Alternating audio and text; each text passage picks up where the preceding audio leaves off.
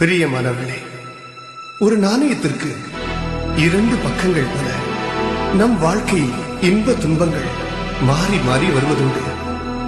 இன்பமான சூழ்நிலைகளில் நாம் மகிழ்ச்சி அடைகிறோம். ஆனால் கசப்பான சூழ்நிலைகளில் மனம் மடிந்து சோர்ந்து போய் தேவன் என்னை கைவிட்டு விட்டார் என்று எண்ணி விடுகிறோம்.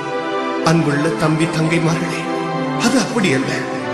கடிவாளம் இல்லாத குதிரையை போல திசைகட்டு போகாமல் அவருடைய சித்தத்தின் மத்தியில் இருக்கும்படி தேவன் நம்மை நேசித்து நம் வாழ்க்கையில் அனுமதிக்கிற இன்ப துன்ப கலந்த பாதையை நாம் கவனித்தால் அவருடைய கிரியைகள் எவ்வளவு மகத்துவமானவைகள், அவருடைய யோசனைகள் மகா ஆழமானவைகள்.